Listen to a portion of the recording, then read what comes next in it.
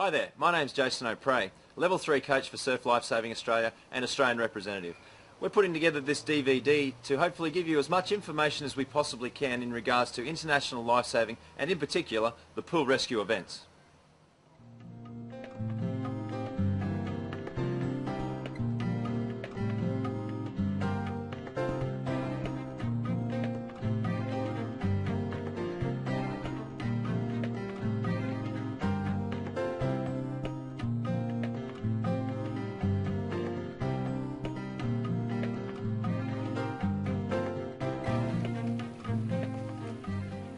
There are many different pieces of equipment used in pool rescue lifesaving.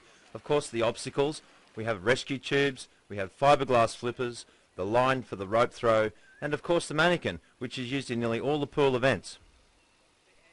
Throughout this DVD, there will be references made to the International Lifesavings Competition Manual.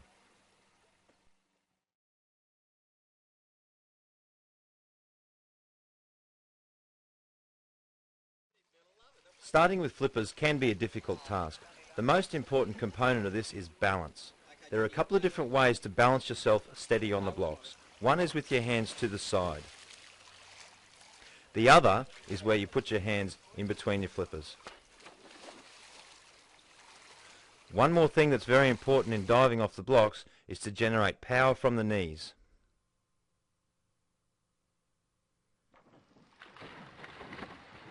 A very clean entry and strong streamlined position.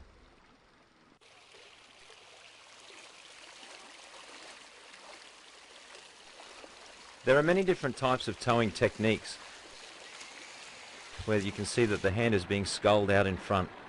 The power is generated from the legs and the hand must be away from the nose and mouth of the Manikin.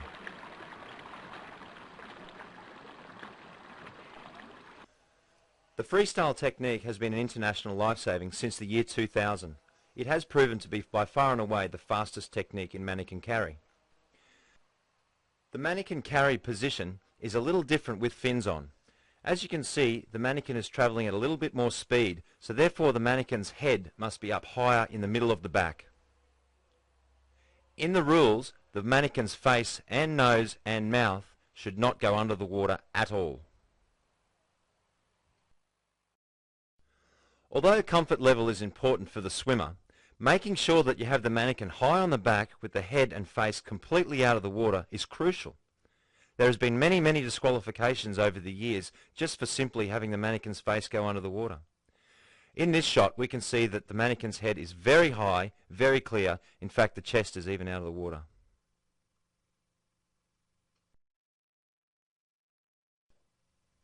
The backstroke technique is done with backstroke arm and flipper kicking slightly to the side. Here you can see that the Manikin is being carried by the pistol grip. Now the pistol grip allows for a strong grip on the Manikin and also free from the nose and mouth.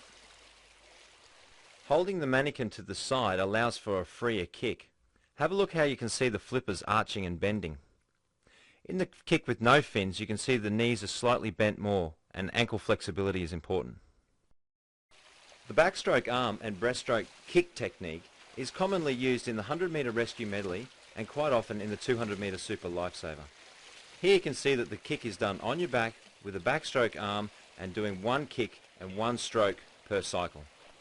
This technique is quite often used by younger or developing athletes.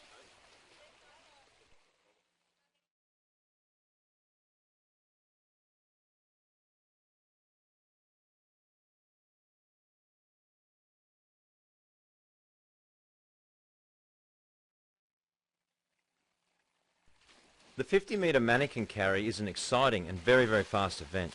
In the event you have to swim 25 metres of freestyle, duck dive down, pick up the Manikin from the bottom, surface within 5 metres and make your way to the end of the pool as fast as you can doing the carry techniques. Here we can see that the Manikin has been raised, the face is above the water and that the stroke and the kick are in unison. With only 30 seconds of racing, there is absolutely no room for error. As the rescuer is carrying the Manikin in for a finish, he's looking for the wall and trying to land on a full stroke.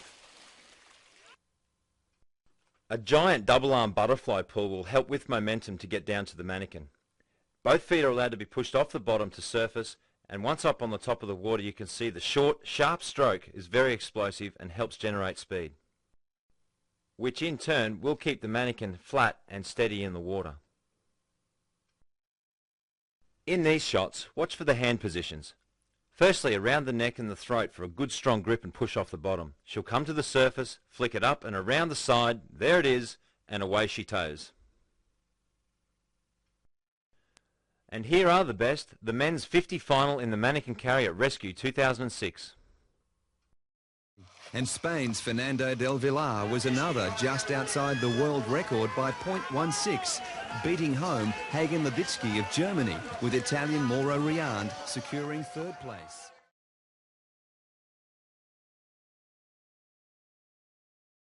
The 100-metre Manikin Carry with fins.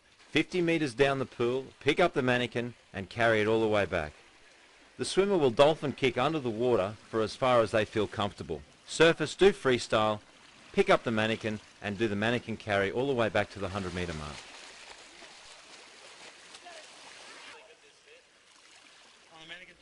Once the pickup is complete, both the patient and the rescuer must have surfaced within 10 metres.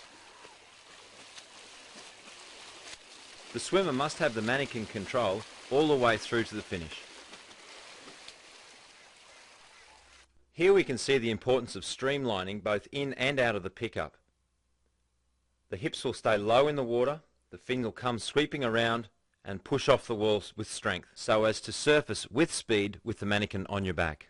In this view, watch for the butterfly kick turning into freestyle kick to initiate speed off the wall. Here we see Lutz Hyman taking the gold medal in Rescue 2006 100-metre Manikin Carry with fins. Looking to end his career at the pool on a high note. The start and again the first 50 metres was underwater, but Lutz Hyman was in a winning mode and again took victory, giving Germany maximum points for the event.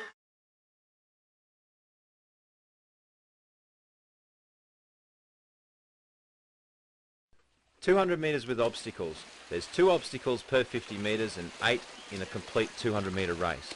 They're set at 12.5 metres and at 37.5 metres. The most important part of this event is the skill of duck diving.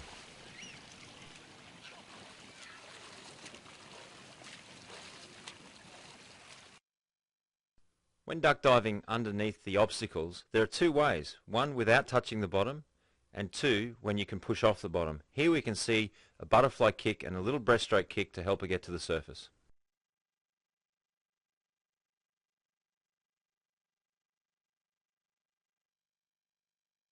Another option is to just do the butterfly kick, but this requires a lot of momentum.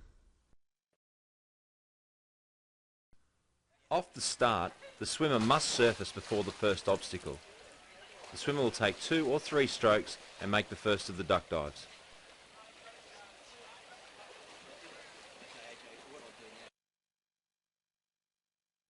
Depending on the depth of the pool, the swimmer may opt to push off the bottom.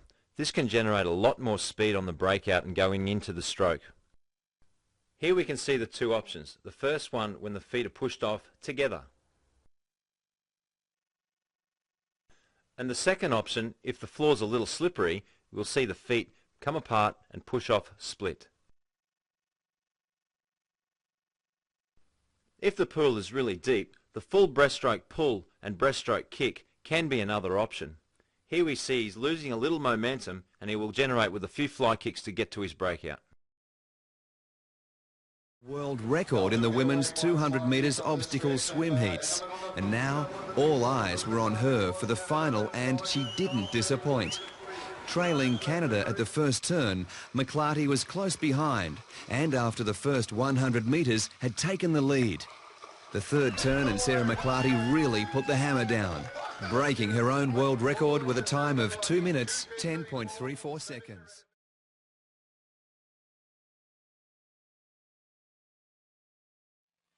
In this event, the fins and tube rescue, the swimmer will swim down to pick up a half-filled Manikin. At the other end of the pool there's a handler.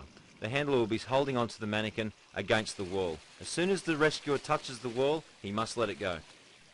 At this point, the rescuer will put the tube around the chest of the Manikin, clip it on and get going. This all must be done inside 5 metres.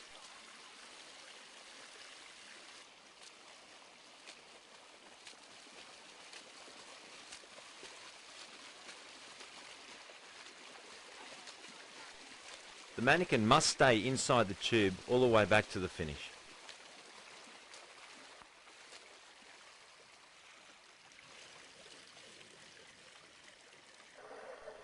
Watch closely in this shot and you'll see the two metal clips come together and get looped in before she goes. Once the clip up's made, she will turn and swim back to the 100 metres. Here we see Lutz Hyman winning yet again at Rescue 2006, but watch out for the Canadian at the 50 metre mark. From behind him, demonstrating his speed in the 100 metre Manikin Tow. The first 50 metres, and Lutz was away fast and looked to be in the lead until 5 metres before the wall, Canada's Mark Prudhomme emerged from under the water to lead by 2 metres. Connecting the Manikin to the rescue tube at the 50 metre point, and Prudhomme was having trouble, allowing Hyman to set off for the finish and victory over the Canadian.